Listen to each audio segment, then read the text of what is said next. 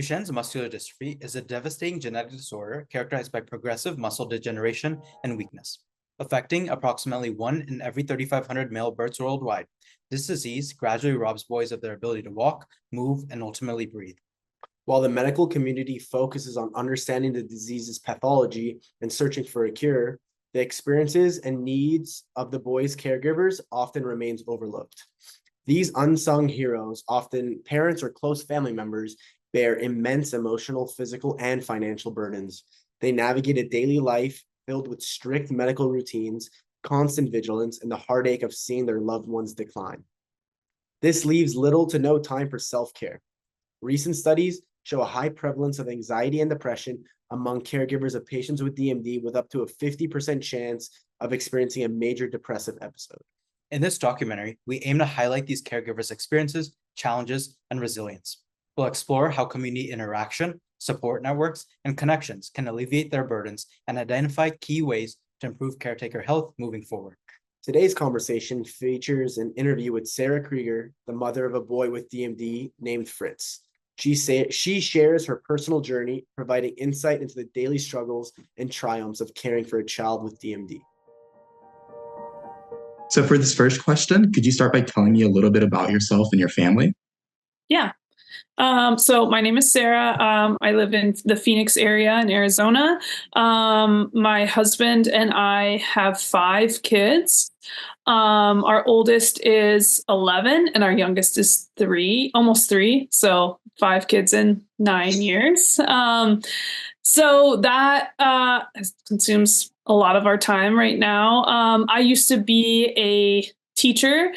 Now I kind of do a hodgepodge of things, but majority of my time is spent, we homeschool our kids. So I'm kind of teaching them now at home, along with some other kind of random things that I do here and there, volunteering for a couple nonprofits. I do a lot of stuff kind of in the Duchenne space.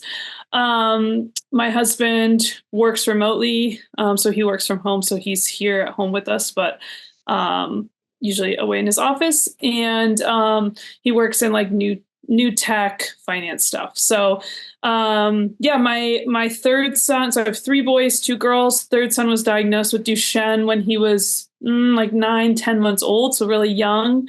And so I guess even though he's only 8, I mean, he's already 8 now, that we've kind of been on this journey for a long time considering his age because he was diagnosed so young.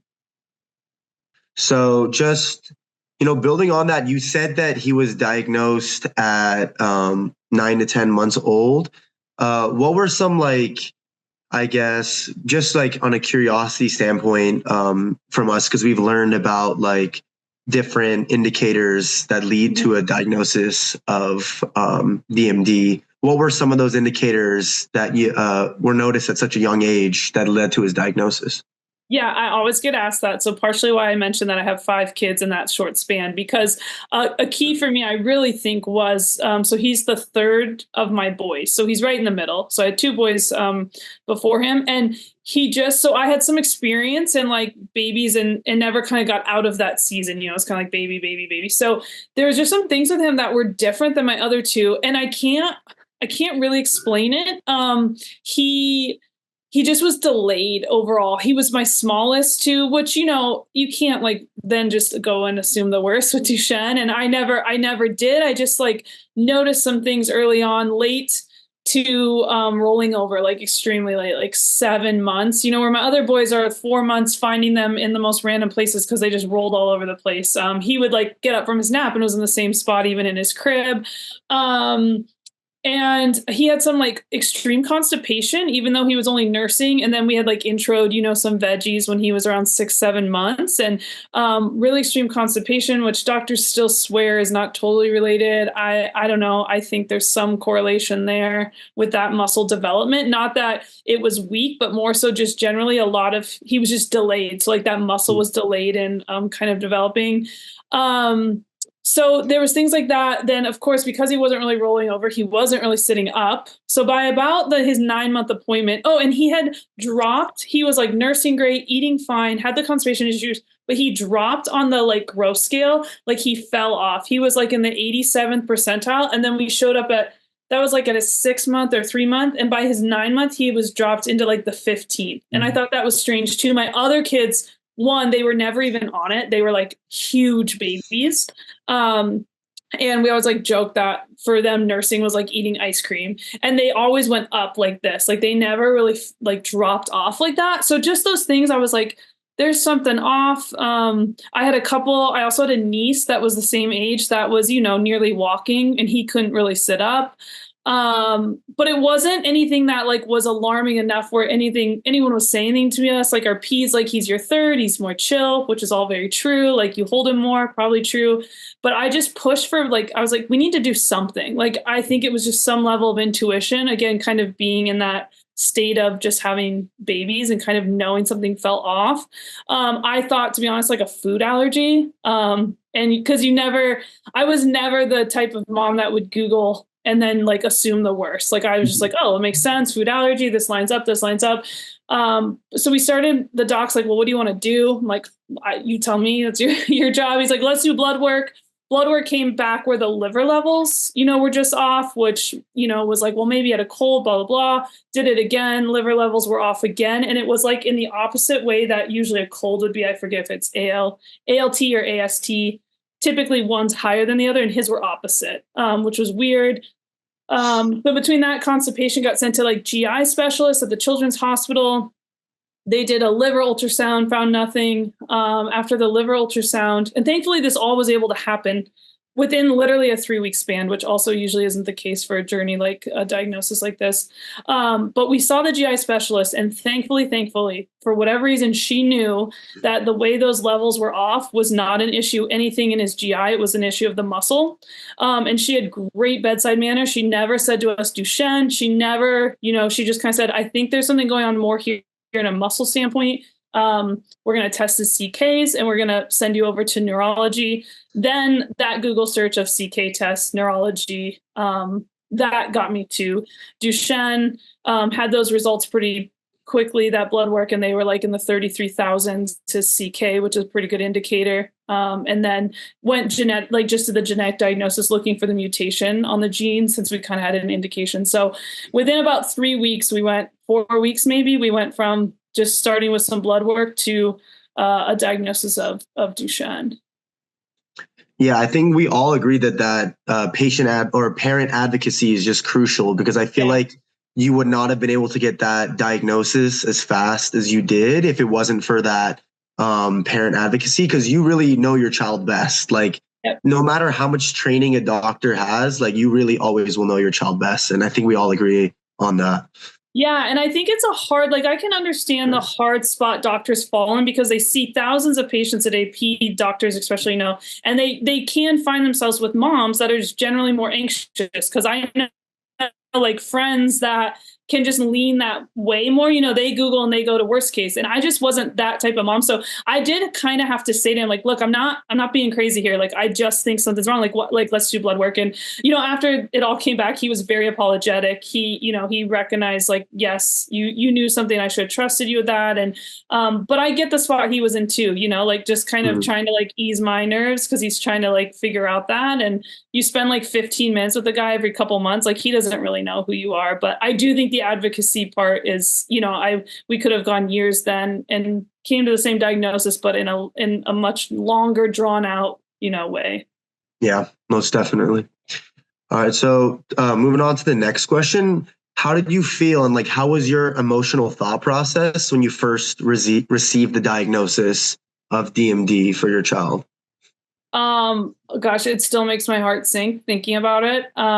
Like I've never been in such a dark place. I've never felt such like intense emotions of sadness and of like fear. Just severe grief and depression. Like my husband and I, it's so blurry too, because I think protectively my mind is blocked a lot. There's certain moments that really stand out. Like I can remember crying in public places that like I had to go to the bathroom or something, because like it would just hit me. Like, you're trying to operate normal life. I had other kids. Your family doesn't always understand either what's totally going on, or they don't always know how to help you cope. So they're saying things that maybe aren't helpful too. All those things, trying to navigate that. but that was like, yeah, that was a time I never wish upon anyone or would ever want to, relive. What's up, bud? Yeah, you guys are good. So it's like, it literally makes me sick thinking about where I was at that point. And I think, like, my husband and I, one thing that we still to this day sometimes do, I think it was just a cope for us. It was like we couldn't really sleep, or being alone with our thoughts was so scary. It was just so dark. And so we would like just sit out on the couch and like turn the TV on, fall asleep to TV, wake up in an hour, like try to distract our mind again, turn the TV back on. And like, that's still something sometimes we do, because it's like, we just couldn't, we couldn't be alone with our, with our own mind at times, but we need to rest. So I remember that was something we did constantly. We just would like lay out on the couch, wake up crying. I remember just getting up in the middle of the night, being up for hours, crying in the closet, whatever. It was a lot of crying. It was a lot of like, I don't know really what to make of this, except for I have a lot of fear and a lot of kind of like anger too. And that was, it's not really I can't really put it probably into words. It was just a really intense, dark time generally. No, that's a very, very insightful answer. And I appreciate you for sharing that with us. And I can only commend you for, going through those moments and just finding, a way to, cope with that. I know how difficult, I can only imagine how difficult that must have been. Thanks. Yeah. Still working on it, still work in progress. But I can say we were not, as deep and dark as we probably were in those early days. Oh, yeah. Thank you so much for sharing that.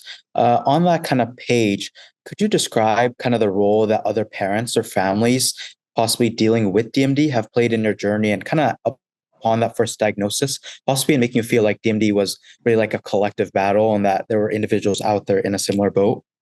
Yeah, it's like weird how small the world is, right? Like anytime something like this happens, all of a sudden, we start sharing the news with our friends and family. And, one of my friends in Florida, she knows a close friend that goes to the same school as her kids. Her son has Duchenne. So she connected us right away. And so I can remember like sometimes in the middle of the night, like I would just, try to distract. I remember at one point I was just like taking a bath to try to like calm down. And she had reached out to me and I didn't want to respond because every time I didn't know what to say. I couldn't get through without just sobbing. And so finally I did respond to her, and we connected initially back and forth a little bit. Just her saying like, I'm here for you. I know where you are at right now. And kind of like walking me through that, like, you aren't alone. Let me, there's these resources like in your time, these are available to you. And my husband and I also both are not just like, we don't just sit back, we're doers. So we also did like in those nights and just days of mourning, we were just reading, scouring the internet for every sort of resource, start getting on Facebook or social media and like connecting with families. I can say in hindsight, that wasn't totally the best thing in terms of like, I had to go back and then filter who are people that are healthy and like realign my circle of like, what is the best community here? Because just because we have Duchenne in common doesn't mean we're going to have much else in common. Mm-hmm. And or the way you grieve is going to be different than the way I grieve, or the way I perceive this, diagnosis. So I've had to like kind of structure that for sure. Like at first it was like, everyone has Duchenne, like let's connect and blah, blah. And then I quickly realized like that wasn't healthy either. And I had to just find my people. And a lot of times my people were people that happen to have Duchenne, but then a lot of other things in common. Like we would be friends outside of Duchenne. And whether we don't like to ever give Duchenne the credit for the reason that we've met, but they're like friends first, and then we have this kind of deeper bonds than a lot of friendships because we're also going through this very similar hardship. So thank you. Yeah, that's really interesting. I'd never considered how, despite everyone having Duchenne's, there's still differences amongst the group, and how you're able to filter through that.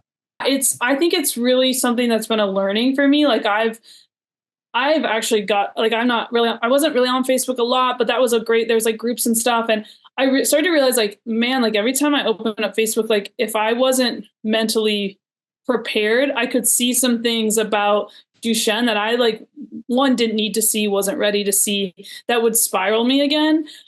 Because like I said, some people, when they deal with the diagnosis, they never get out of that doom and gloom. And I can understand that. And I can understand how personality, I can understand how privilege and home sets and all those things play into that.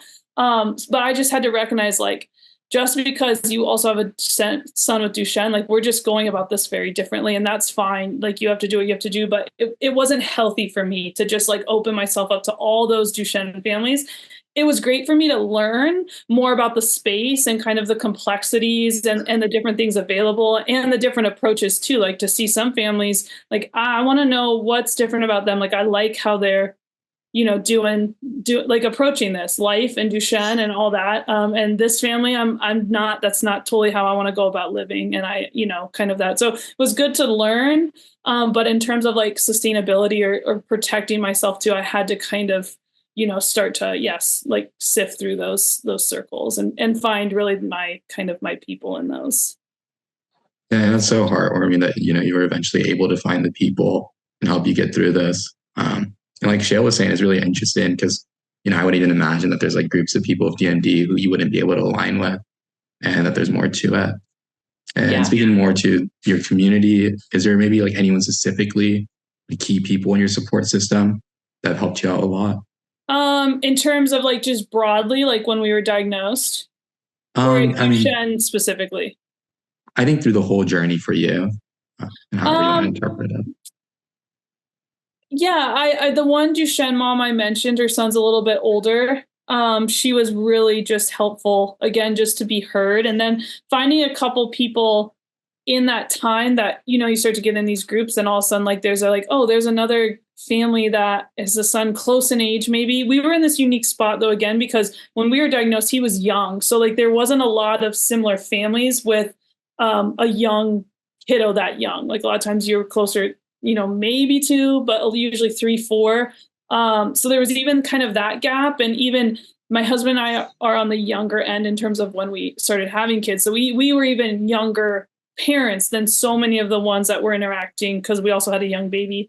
So there wasn't like any like standout-ish person. We went to some of the conferences and I met a patient advocacy person that no longer works for an organization called Cure Duchenne. And she and I really connected, but it was interesting. She was just close in age with my husband and I, and we weren't really finding that at like all these conferences.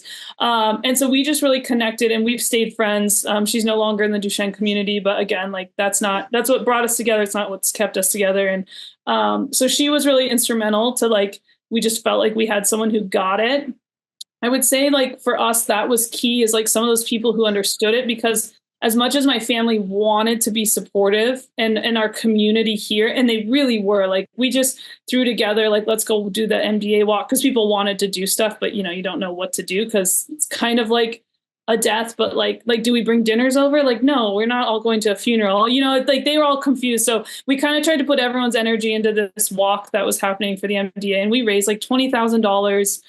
We had like over 60 people come walk with us, which, was great. But in terms of like actually helping us navigate like the mental part of that diagnosis, it was truly the people that have been in it already. Because they just get it differently, these people that are in your circle because they love your family like you love your family. So that gets like real tricky, when they're trying to support, they're also grieving. And then where do you ever learn how to support someone that's like still has this living child, but has kind of been given this prognosis that's not awesome?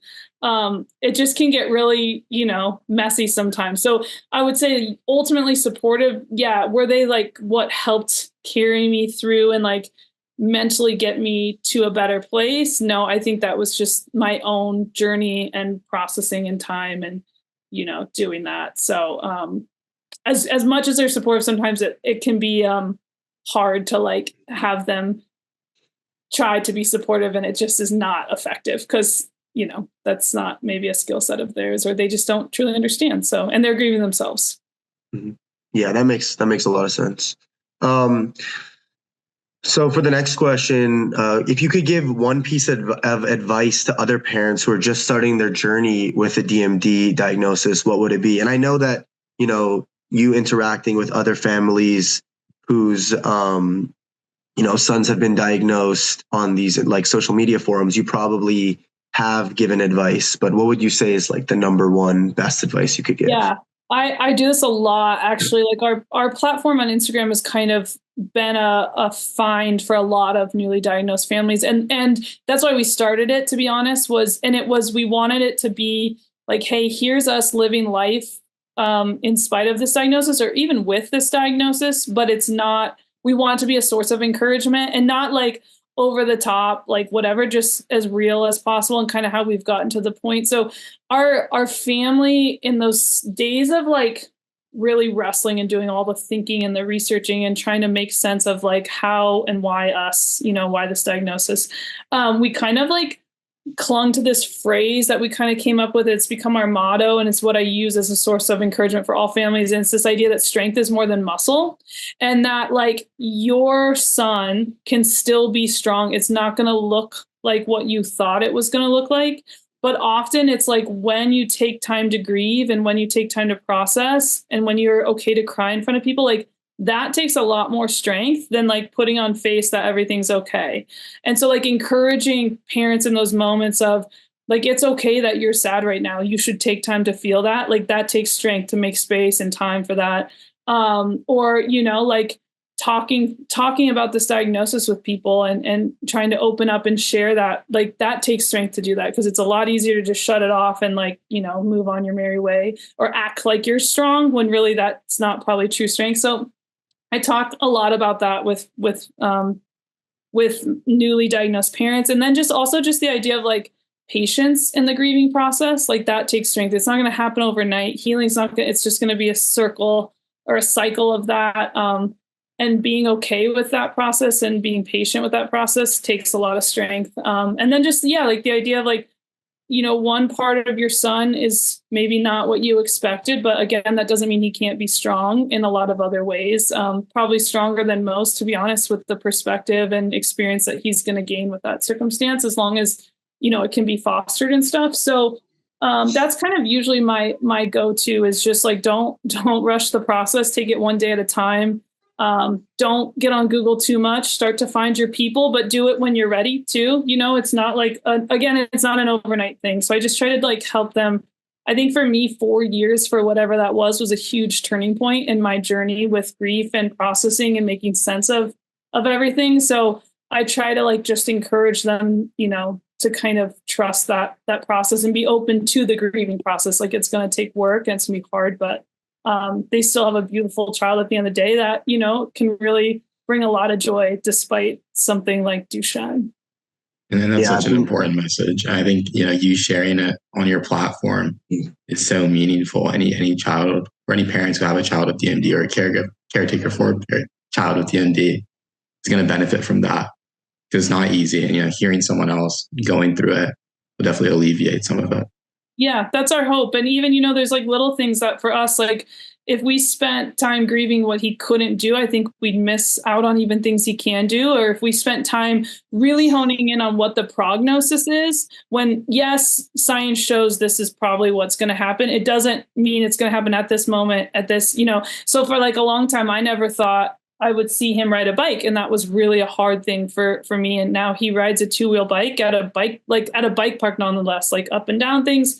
I don't know why he does it, but he does. And there's just things like I just signed him up for flag football. Now he's not playing flag like any other 8-year-olds playing flag, but we found a community of people like that's going to rally around him and, send out an email and let the families know his story. And then he's involved in that. And he feels so cool about that. Like I never thought I'd sign up my kid with Duchenne at 8 years old for flag football, So those learnings for me, like, again, trying to encourage those parents, like, don't let that prognosis like limit or make you grieve things that haven't even happened yet. That type of idea. No, that's so inspiring. Yeah, that's an amazing motto. And I think it's really insightful to appreciate kind of the real outlook that you're giving us now. And so kind of with that said, speaking on kind of your day-to-day routine, what are some of the daily challenges or kind of hurdles that you face as a caretaker with a child with DMD? Yeah, I think like I kind of said, for some reason, our son's maybe progression is a little slower than what you may see. We have some friends in our circle that have a boy that has boys within his range that are in different space, never rode a bike or whatever it is. So there's such a scope. But I think for us, it's just little things like, I mean, obviously maintaining medication, keeping on top of that. He's in a clinical trial. So our family has been traveling and doing a lot of that. Actually, last year we spent 6 months on the East Coast because it was truly easier to just pack everyone up. And thankfully we had resources and community over on the East Coast that kind of helped take care of us. So we didn't have to fly back and forth to Boston from Phoenix like every week. Again, like managing that with a family is not just totally doable. We have a flexible schedule with homeschooling. So one reason we do even homeschool is like for him, he's very cognitively delayed. So he's 8, but functioning at maybe a kindergarten level academically. But we have the ability to homeschool. So I don't have the stress of putting him into school. I can only imagine the stress that would open up. Like that would probably consume most of my stress, to be honest, if he was in a regular school right now. But it's things like navigating even social situations, if we're with people that maybe don't know about the moment. He has a little bit of a speech impairment and like delay too, with some of his developmental stuff affected. So he speaks and it's you can understand it, but it's not clear. It doesn't sound like, again, an 8-year-old. He doesn't look like an 8-year-old. So when we're in a social setting and people are like, oh, how old are you? And he says 8, it's like shocking to him. His little sister is now starting to kind of be bigger and do more than him. So that's really confusing for a lot of people. And it's like, how much do you share? Like, oh, he has Duchenne, and let me tell you all about what that is. Like not everyone wants to know, nor do I want to completely burden them with like quite the prognosis of what Duchenne is. But so like that, like navigating social stuff kind of, thankfully we've just found when we find those people that get it, we just keep those people close. Like it's this coach that does flag football completely gets it. He was on a soccer team before this, did not get it. They didn't play him. We told him about his situation, but they wouldn't even put him in because they were too worried about winning. Like that's not who I want to be around. So those things are always a little complicated. Like how much do I share? What do you want to know? And then just things like navigating doctor's appointments and insurance, like denials with that is such a beast. Trying to make sure he is on the right supplements, or, we see this doctor over here in Boston, but I have on my sites UCLA. Like I'm always kind of looking at like what's available, and then even balancing like what's out there for research, like clinical trials. For a long time he wasn't eligible. Now he is eligible. How do you pick which one? Am I in the right one? Always wondering, is this going to be the drug that maybe does something? Probably not. But so like the mental load of a lot of that can just be, all those wheels turning constantly of the research, the actual caregiving, making sure he's getting what he needs, and then the planning for the caregiving, whether it's appointments or he needs new AFOs, and fighting insurance for that every time. Thanks so much for that. Yeah, we applaud the work that you put in day in and day out.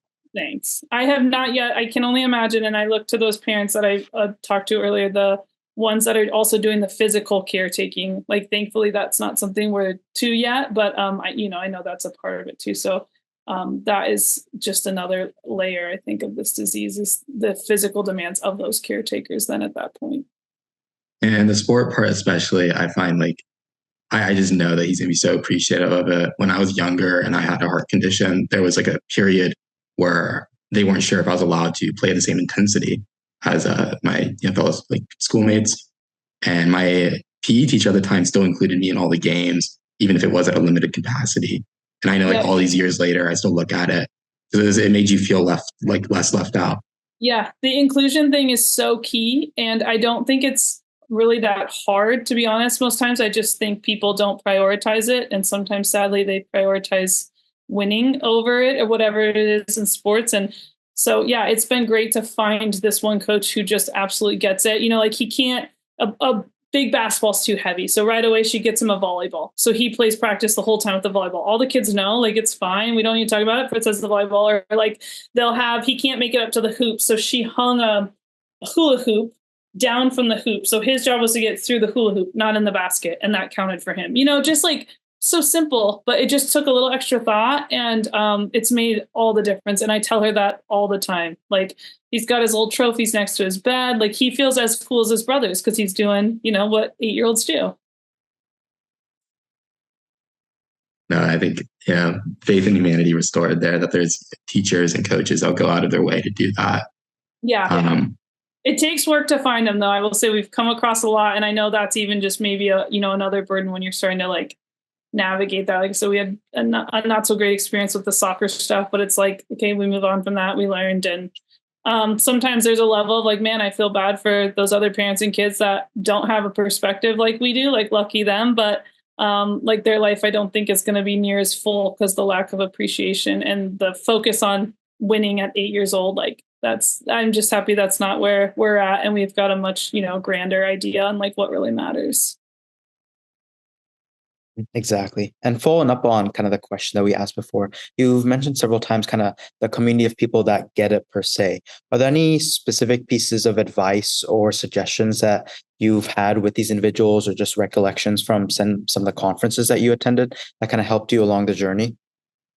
Yeah, like I mean, the parents that are in it, I think just you have this bond, like you just get it. You've been through thinking, fearing your future, like basically grieving and bearing the expectations of what you thought having children might look like and how that's going to change.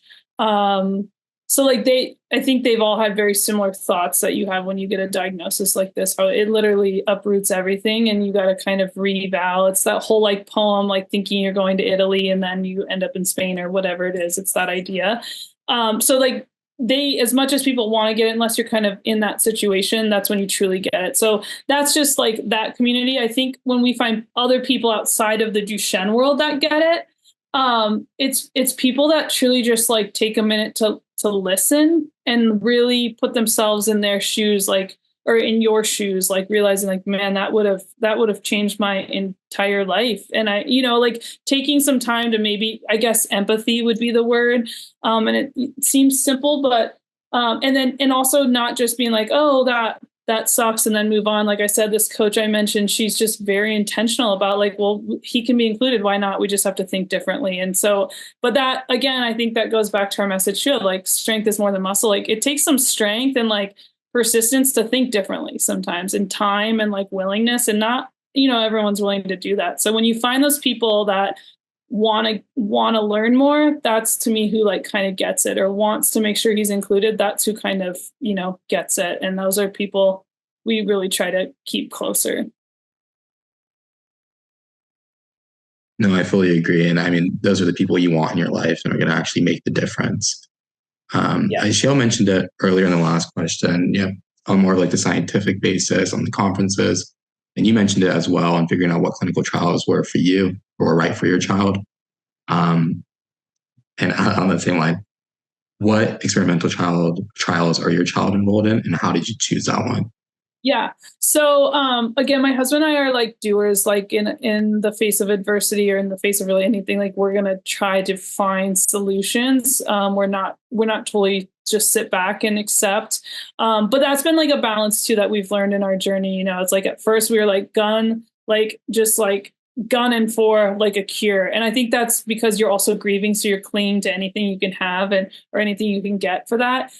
And I think, in time we've circled back to like, okay, there's this balance of like pursuing research to make sure he has opportunity, but also like he's living now and he's living a great life. So like not putting so much energy that we lose sight on like this now, or that he can have a great life, not dependent on science, So we did a lot of research, like out of the gate, like, and again, we had this luxury of him being young. So there was this diagnosis, but there wasn't an immediate, like, okay, we got to get to this caretaker. He needs to start steroids.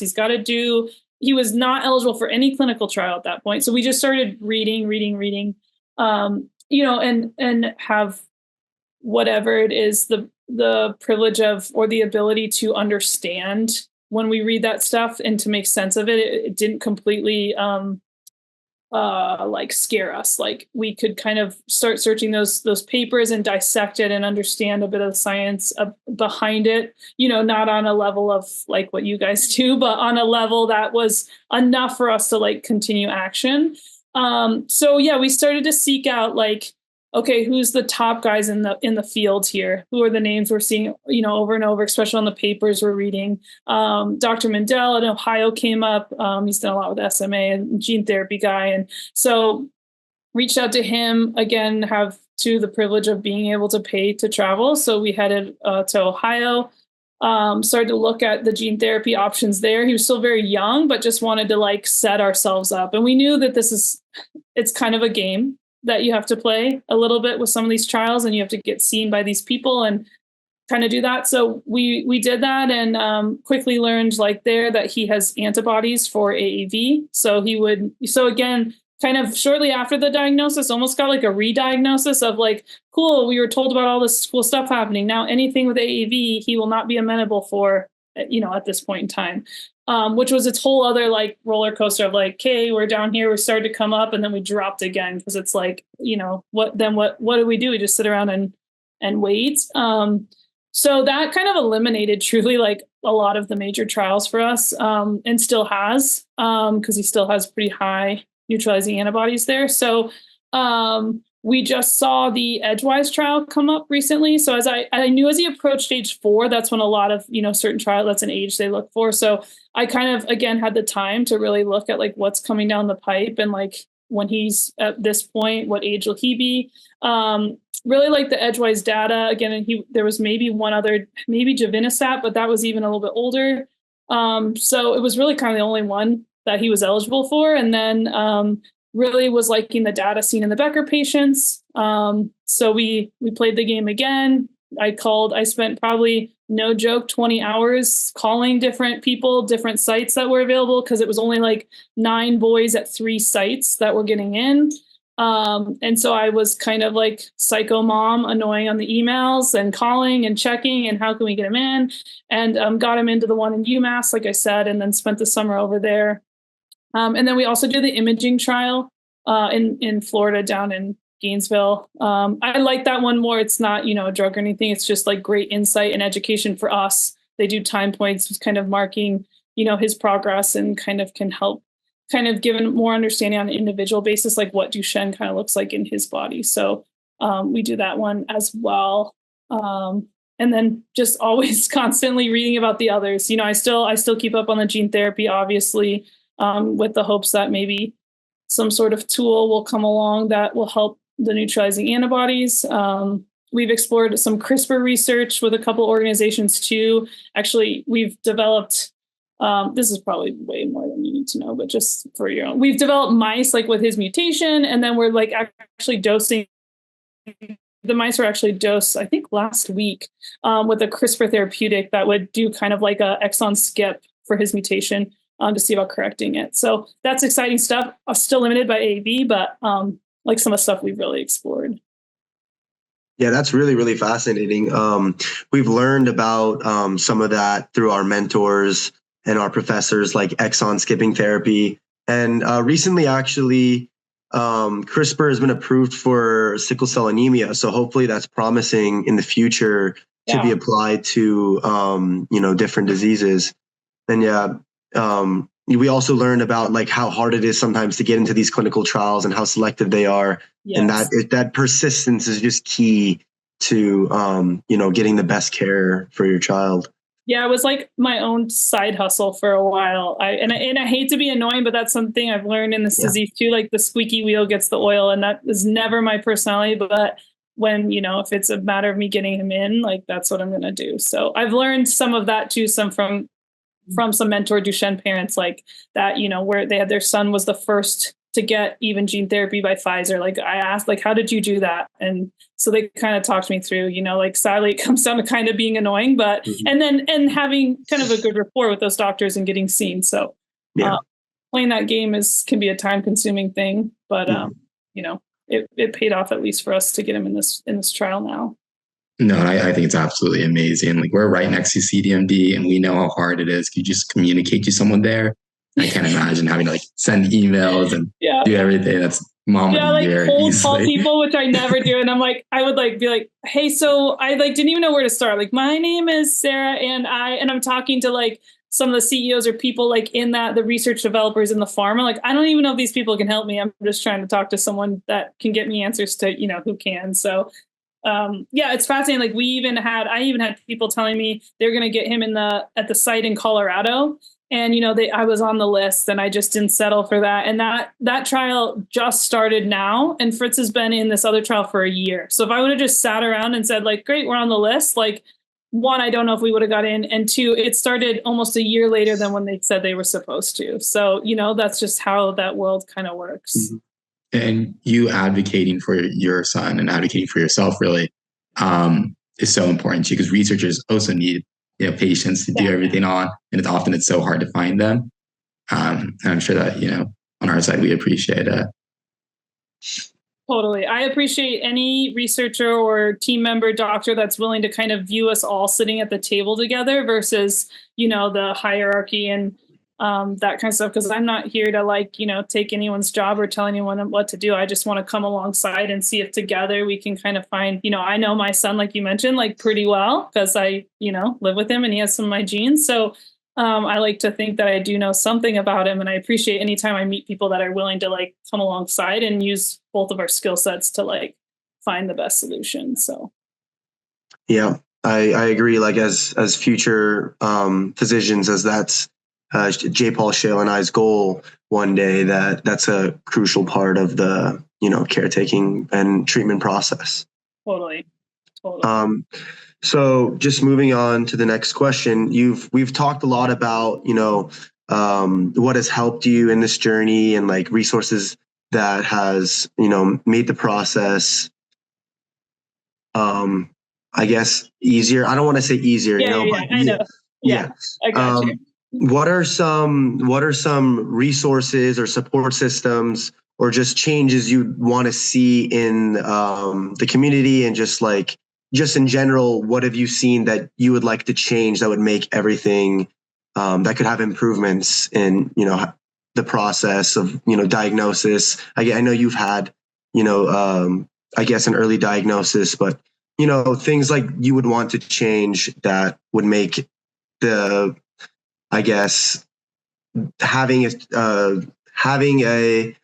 child with DMD just, a better process and just, improvements that you like to make?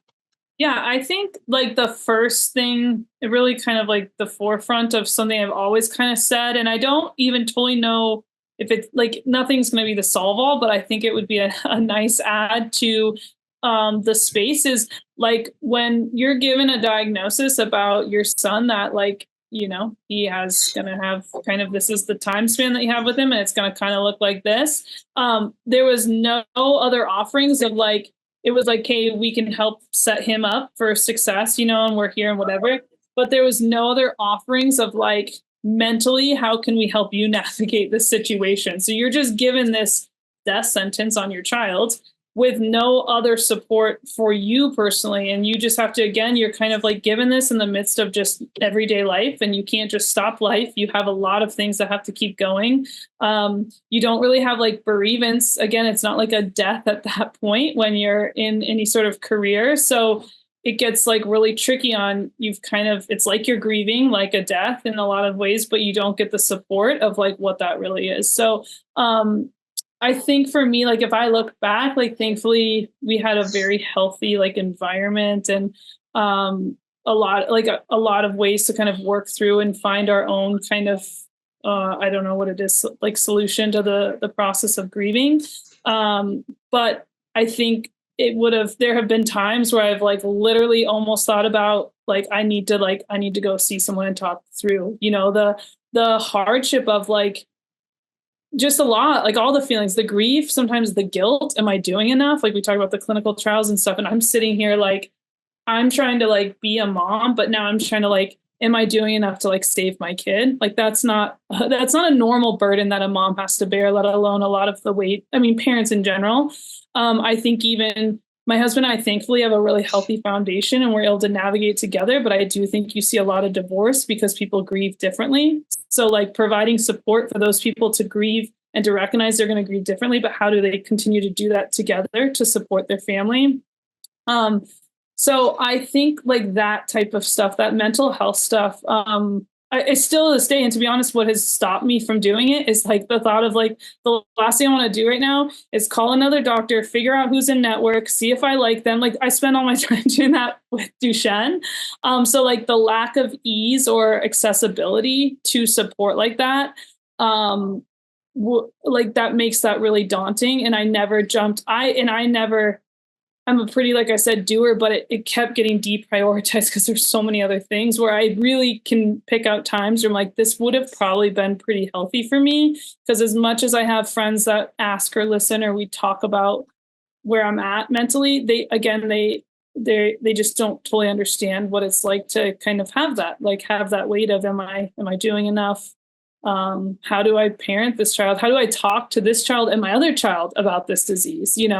Like all those different types of things. Not that there's one right way, but to have someone to kind of help you navigate those things when you're in deep, deep grief, I think I can't really see why that would hurt, to be honest. No, absolutely. And this is, like you mentioned, it's something that professional doctors need to be involved in. And that's what, through this interview, we're hoping to shed light on. It's incredibly difficult to be a caretaker in this situation. And we've said it throughout this interview, but everything you do is so commendable. And I really want to stress, even from this brief, time that I've known you, I can just tell you're an amazing mother. There's so many case studies that we go over where we see a delayed diagnosis in DMD, and your early diagnosis is just evidence of how much you care about your children and how proactive you are, the in-depth knowledge you had on the medications and whatnot. And not to get too off topic, but I think it's amazing that, that's not your background and you still know you're up to date on the AVV shuttle and everything like that. I think, from what I can see, you're doing so much. And I hope that for future patients and future caregivers that, this interview can hopefully encourage doctors to start giving out, the treatment to the DMD patient and then treatment for the caretaker as well simultaneously. Yeah, thank you, one, for saying all that. But I think there's just power in, like, if I think back of our doctor who gave us a diagnosis did not have great bedside manner. And I don't really know if there's a right way to deliver this type of news like that. Like, that sucks that's his job, is to literally say, here's what your child has. I would never want to be in that circumstance. But I think whether or not you can deliver that as, nice or whatever, however it may be, even if you can't, but to be able to say, like, okay, so we're scheduling this follow-up with your son here, and then we'd like to schedule an appointment for you to talk to someone about this. Like, simultaneously, that happening doesn't seem too hard if there's obviously the structure and the system for that to occur. But to literally give me a MDA pamphlet and then give me the diagnosis and then say, well, let's schedule his next appointment at this point, and then you walk out of the hospital, it's like that's just crazy to me, So yeah, to kind of even not even totally do it as like an option, just like Fritz has an appointment at this time, and so we'd like you to have your appointment at this time with someone at the hospital who wants to just kind of talk to you through that. So I just think that would have been really game changer for us as we kind of got that news and took home that one little pamphlet. And it's always a pamphlet, but I know those damn pamphlets. Yeah, I'm like, what am I gonna? I think it hit the trash before I left the office. To be honest, what am I gonna read in here? I'm gonna go on Google. I'm gonna do my own research if I have the capacity. And again, there's not a lot of parents that do, and we find ourselves in a situation between whatever it is, personality, education, support, health, all those things to be able to do that. But I know that that's not the majority. So to give those tools right away and to kind of have them as, like, the care process, like we have the care process for Duchenne individuals, the care process for the caretakers. I can only imagine that would bring benefit to both the caretaker as well as the person who's being cared for. Absolutely. And it's a shame it's already not implemented. I think if anything, we can convey this information to CDMD and make sure that they know this is how it is from the caretaker perspective. So hopefully in future interactions that they have, because they deal with patients from all across the nation and in the world, that they can really start putting an emphasis on the mental health and lightening that burden. Yeah, I think it's like, one, the awareness, but the next step is truly making it like accessible. Like I said, like the thought of me like navigating insurance and being like, who's in network, who's like, however that could be made easier, because that's what you spend all your time doing for the patient constantly. So again, it's always daunting to think like, the self-care for the caregiver often is hard because you have to go through the same process of all those things you constantly spend your time doing anyways, which is what doesn't, always get you over the hurdle, because that is not really tying to insurance and all that, like that. No one really wants to spend their time doing that. Those are not, really the most fun people.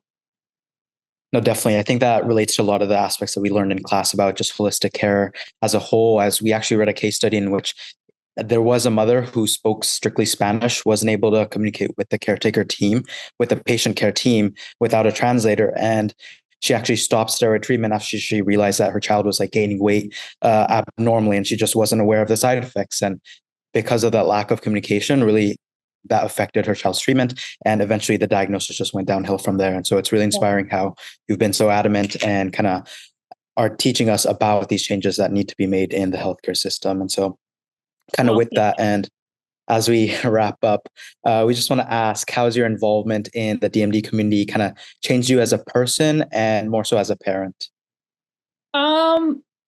Gosh, I think it's like been a journey. Like, I think again, right off the bat, I jumped in, like, I'm going to do all the things, be in all the groups, go to all the conferences.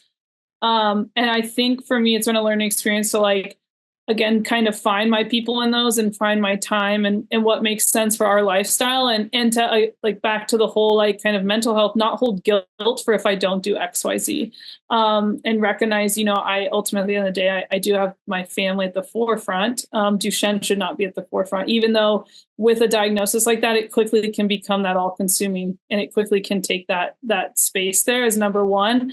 So a lot of, like, checking myself in that. So it's been great because I've connected with those people. I think right off the bat for me, it helped me find my people, that now I don't always need a conference, to go to. I don't always need a whatever porch hang night where they get on Zoom with all the Duchenne moms. Like, that stuff is not my cup of tea, because I've just found my people in that. So, like, those conferences right off the bat provided that for me, and, like, provided, some space to learn, to, like, where would I go for education? Where would I do that? And kind of, again, like, what do I want? Like, kind of like a salad bar, like, and where am I at? What am I hungry for? Then I can pick and take that at those times. So recognizing I don't need to take everything. Like, the salad bar is going to always be here. I can always come back for more if I'm still hungry, or I can literally leave it and, like, put it on the back burner and come back in a couple months and, try it again. So I think that has been a journey for me, is, like, it's super helpful, but I need to also make it have its place for when, I do need help, but not totally think it needs to be everything I do all the time. And everyone with Duchenne is going to be my best friend and approach it the same way. Like, that has just been part of, I think, my journey with it. Yeah, I think just, identifying what works for you is just crucial, in the caretaking process.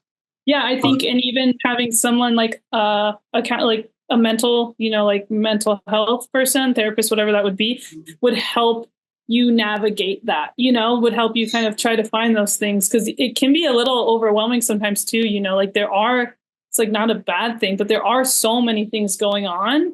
You could go to all the conferences and this parent night and this and this and this and this, but then literally, again, all of a sudden you're just consumed in Duchenne, and that's not always the healthiest place to be. So having someone help you navigate kind of what you need at that time, I think would be so crucial. Yeah, I can imagine that just everything going on all at once is just super overwhelming. So having maybe like a psychiatrist as part of the caretaking team, or, like a clinical psychologist, or, any type of, expert in that field would I feel like it would be incredibly helpful, as part of the team. Yeah, because you're doing all that in the midst of really heavy grief. So someone that understands that grief and those kind of, norms and ebbs and flows and that. So. Yeah. All right. To end this interview, is there anything else you'd like to share about your experiences, or any other message you'd like to convey to others that maybe hasn't been asked or covered in the questions that we've asked? Nothing. I mean, I could talk about Duchenne for hours and hours, but I will respect your time. I don't have anything like immediate need. I appreciate what you guys are doing. And seriously, again, like we talk about, strength is more than muscle, my family, all the time. And like, strength is what you're doing here too. Like, listening, like, this is not easy to sit and do for an hour, to listen to someone like me just answer your questions. And you're doing this over and over, but I appreciate your active listening and your willingness to learn more, and hopefully maybe bring some change to the space with what you're doing. And don't get the wrong impression. We're thankful for you spending the time. We're so happy to listen. No, I know. So much that you come out. Our conversation with Sarah has highlighted the extreme mental burden that a DMD diagnosis can have, not only on a caregiver, but a mother. Sarah emphasized the depression and anxiety that came for years after the day of the diagnosis and how she had to come to terms with this debilitating disease. She explained the impact of having the proper DMD support groups to overcome and help cope with the pain of her son having this disease. Being able to connect with people going through the same pain as her was crucial in coping with the reality of the disease. Sarah also informed us of what is lacking in support for caretakers of people suffering from a rare disease. She believes that an integral part of the care team should include psychologists and psychiatrists, not only for the patient, but for the caretaker as well. In her case, that could look like scheduling a mental wellness check-in at the same time as she is scheduling her son's physical therapy. With this added level of support, she believed that her healing process from the moment of the diagnosis would have been much smoother. One of the most touching parts of our conversation today was when Sarah discussed her wish for changes in the healthcare field. Specifically, she says, when you are given your diagnosis of your son, there were no other offerings of how mentally we can help the caretaker, even though you were just given a death sentence for your child. She is not alone in feeling this way. It is up to us to spread awareness about how caretakers can often feel overlooked in our healthcare system. We hope today's interview inspires change and encourages future medical professionals to be cognizant and address the needs of caretakers, ultimately reinforcing Sarah's motto in the rising generation of healthcare workers that strength is more than muscle.